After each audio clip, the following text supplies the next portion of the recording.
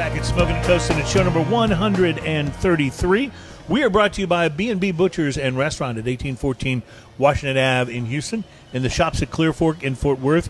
And we are live today at B&B's Pub, which is B&B Lemon, right across the street. Yeah, from the Houston location. As a matter of fact, I'm looking through the front door, and I can see the B&B Butcher sign right there. So you know there's bacon in the vicinity, basically. So they have Parmesan bacon here. Then they have the Chef Tommy's bacon. They have the lamb bacon. And they've got that crazy 3-bacon appetizer, too. Yeah, that's at just B&B. So, yeah. Bacon is so good. Amazingly.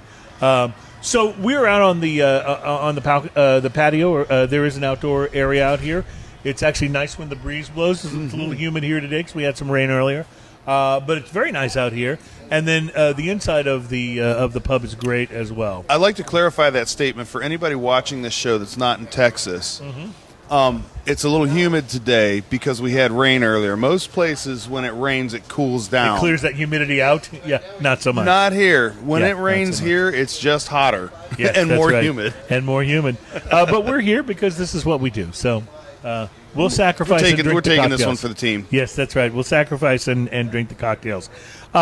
Ian, you mentioned this in the break, but we haven't talked yet about what you and I did on Saturday. You and your wife, my wife and I, and Adam, our producer, and his wife, all attended the Houston Whiskey Social for 2019.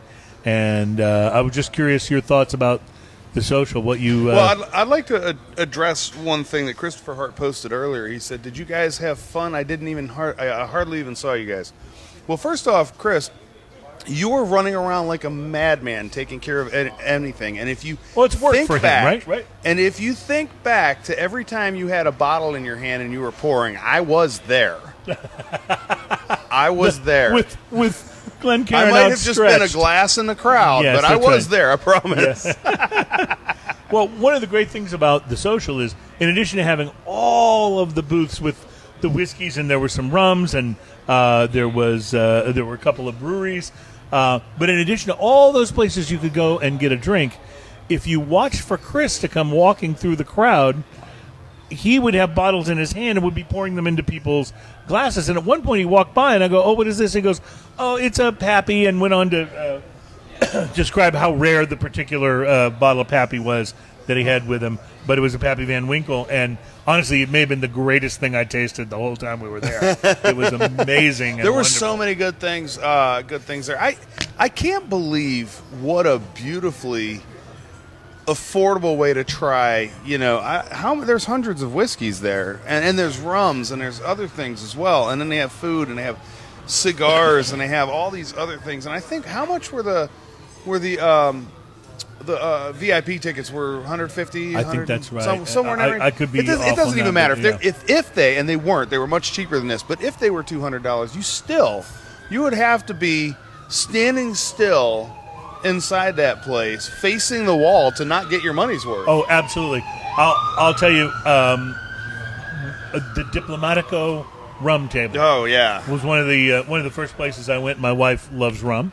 And so I said, let's find you some rum, because we were surrounded by whiskey. And she's okay with whiskey, but she prefers rum. So we go to the Diplomatico table, and they had all these different bottles here, these different iterations. Of course, I immediately went to what I believe was a 26-year. It was the most aged rum that they had there. And asked right to the top. Yeah, when we started right at the top, tasted it. It was absolutely amazingly fantastic. And I'm going to get the number wrong, but I asked the girl who's pouring there at the table what the retail price of the bottle was, and it was between $300 and $500. I don't remember the exact number now. Yeah. How much? $560. Adam remembers. So I was wrong. It was more than $500 a bottle if you were to buy this rum. Now, the chances of me going into the store and actually, especially if I hadn't tried it, plunking that kind of money down for a bottle of rum are pretty slim. And yet there I was, and there I came back again to the table and tried more later, than it's still once, there. And it's still there. And I thought, I am so getting, like, if you were if you were having this poured for you at a bar, it would easily be a $70, $80, $90 pour. Yeah. And yet there we were getting our money's worth in basically one time. It's amazing. Or one time with Chris walking around with whatever he's pouring. Like that it was amazing. And then on top of that, so when you pay to get in, you get a ticket and you get a cigar. So you go outside to the cigar tent, and they had this great big patio area set up. They had cigars for sale out there. They had the Houston Whiskey Show social cigars that we talked about last week. The one they did with Room 101, Matt Booth, and Stogies, yes. They had some Olivas. Why do I always do that? Olivas for sale. Trenton was there. He's so awesome. Jorge was there. We got an interview with Matt Booth from Room 101. Right, which we'll be passing along in a future episode. It was super exciting. Matt was great. That guy was he really liked you, by the way. He apparently liked me a lot. I told him we're going to have to take a picture and put it up and just say Matt Booth likes bears. Yeah. And just leave it like that. But you'll know what I'm talking about when you see the interview, I'm sure. Mm-hmm. So we had such a blast there. And, I'm just watching people. No one's unhappy. Everyone's happy. It is a room full of happiness. And if you think about that. Even Alan Denny, with the one guy I saw that got sick, Alan Denny handled that with aplomb and didn't look unhappy. Oh, yeah. And I just want to say, for the record, and, I realize that no one really cares about him, but I do. I think Alan's awesome, and he's done a lot to help support our show, in addition to, trying to crash it and be on more times than Chris. He's also done a lot. He's introduced us to a lot of great people. Yeah. Helped us get back to a nice isolated room to be able to talk to Matt Booth for a few minutes. That was really nice, yeah. And Alan's just he's a solid guy. And, by the way, his company makes great cigars, EP Carrillo. So yeah, it's hard it's hard to fault that, right? Yeah, it really is. I had a blast, and I will say this again. We've said it before. Easily, the Houston Whiskey Social is the best beverage event that I've been to. It's absolutely outstanding. Yeah. And, like I said, I can't believe how affordable it is. I think, like I said, the tickets are like the VIP tickets. You get extra time and some extra stuff. They have speakers and all kinds of other stuff going on. Also, speaking of speakers, not people that speak, but I had to applaud Chris. I walked up to him at one point in time. I said, thank you so much for whoever you hired to do the sound. They brought great sounding speakers. Yeah. I can't stand it when I go to an event and the sound and the music sounds like crap. Sucks. Yeah. No, these guys were all top end speakers. The music, the ambient music, sounded great. It was easy to hear everybody on the PA. They did, and you didn't have to shout to be heard if you were having a conversation. Yeah. It was really, really well done. The whole flow of the thing. Like the flow from when you walked in the door. Now it gets a little tight getting through the door because everyone's really eager to get in. Once you get past the last person that gives you the ticket for the cigar, once you get past that, the room opens up. They had a whole separate room in the back for food, and then they had the Texas room right off to the left. Yeah, and it was all Texas craft, small distillery craft whiskeys, and boy, Chris talked about this on the show last week. There's great things happening with Texas craft whiskey is becoming a hell of a thing. It really is. I'm so excited about people it. Talk about Tennessee whiskey. Yeah. I'm starting to be excited about Texas whiskey. Yeah, we had some great ones, and then so this year, as opposed to other ones, we were talking about it earlier. I approached it a little different because I've tried a lot of these whiskeys before. So I didn't drink any of the things that I already had previously tried. I just tried new stuff. Yes. And or special stuff. And I still would have gotten way more than my money's worth. Yes, absolutely. And that's the crazy thing is you don't have to hit every table in order to get your money's worth. You can actually be selective. Or you'd be like that choosing, one guy that I saw that he didn't make it. Well, there's got to be he got Ubered out. One of my favorite moments, by the way, I don't know if you saw this or not. I don't think you were in my vicinity at that time, but I got to see Wade Woodard, the Tater Talk whiskey expert, riding the bicycle that powered the blender. They were making some what tasted like pina coladas, but they were made with monkey shoulder. You do know you have a camera on there, right? Yeah, I know. I was like, what were you thinking? Well, my hands were full. I had some rum in one hand and one of the pina coladas in the other. That's the perfect time to go. Hold my beer. Watch this. You're so right, and I stand corrected. I really do. I would kill for a picture of Wade on the machine. It was actually wonderful, and to be honest, my wife, being the sharper of our two, actually was going for hers, but he got off the bike too soon. Next time, Wade. Next time we'll catch you. Yeah, no, we're getting it next time. No, Wade. he's so fun. Him and Gene Beck. Oh, yeah. Gene Beck is just a character in the scene, and is he a character. Ian, I'm reaching back into my bag of tricks here. Would you mind holding that? I know it has a wire. It's so heavy and weird, and I feel bogged down and tethered. You realize that you are being repetitive. You know that, right? I brought out the Tropic Thunder. This is all brought from the fact that I bought this wireless unit for my microphone, and now I am so free and wonderful. Yes. It's that almost sounded like an ad for like feminine hygiene products. You ever get that not so clean feeling? That not so free and wonderful feeling? So it's not so fresh feeling. Yes. So we've cracked open, and Ian's going to do the pour on this. We've cracked open the Stone Tropic Thunder Lager, and I'll say this about Stone. I've never had. There's certainly some Stone products I've liked more than others.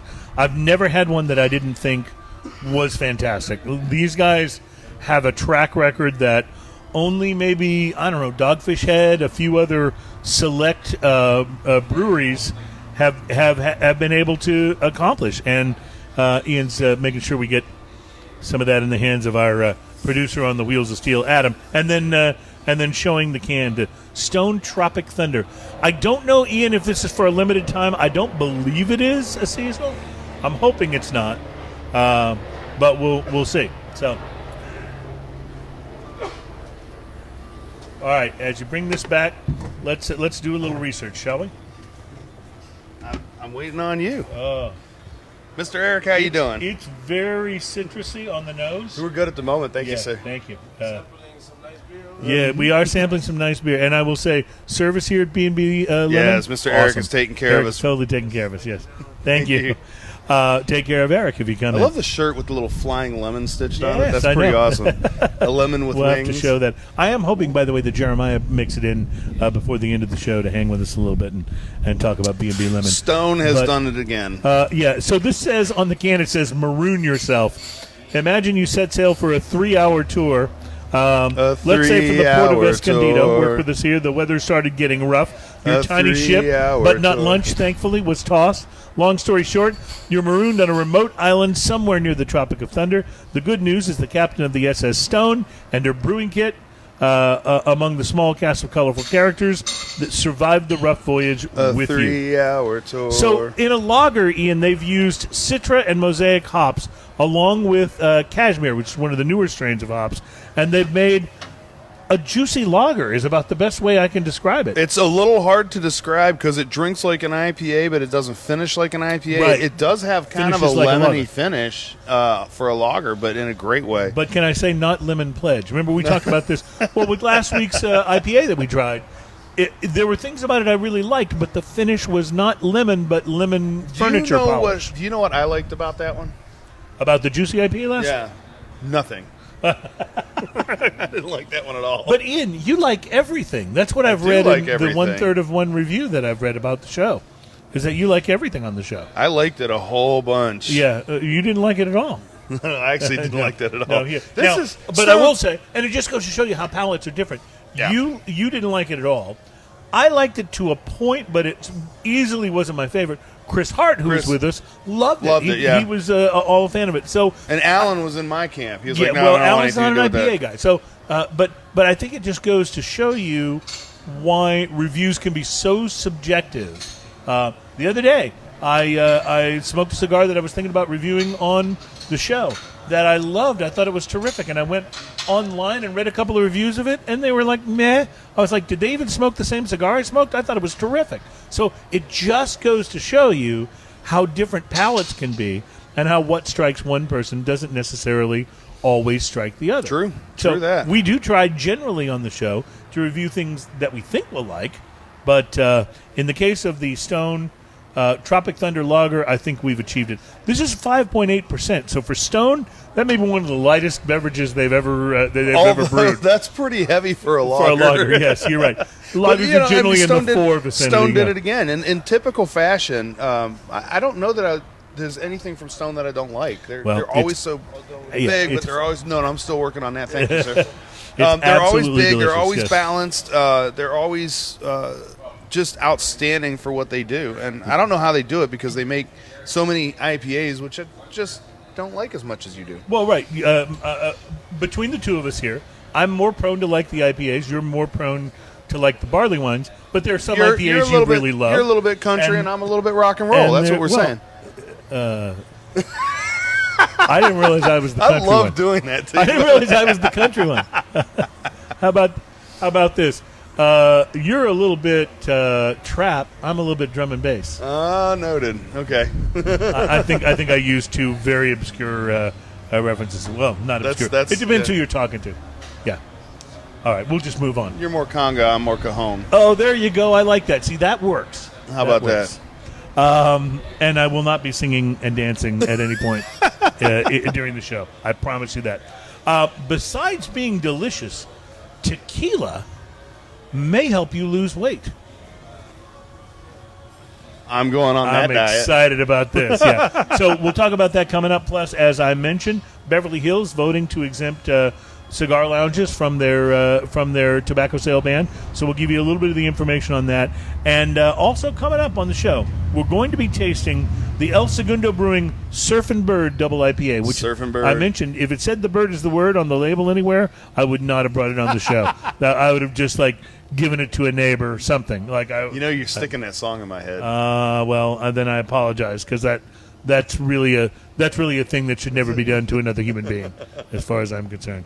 It's like giving you tickets to a Cardi B concert. Right. That's it should not never a friendly happen. thing. It should never happen. On the surface, it looks like you're doing something nice. All right, so I tell you what, we'll take a break. We'll come back and do a little more tasting and tell you a little bit more about what's going on. And by the way, I haven't talked about this yet, but this Southern Draw, Cedrus, wow. That's a good cigar. So I'll give you a little more info on that. Coming up next, you are checking out Smoking and Toasting. Thank you.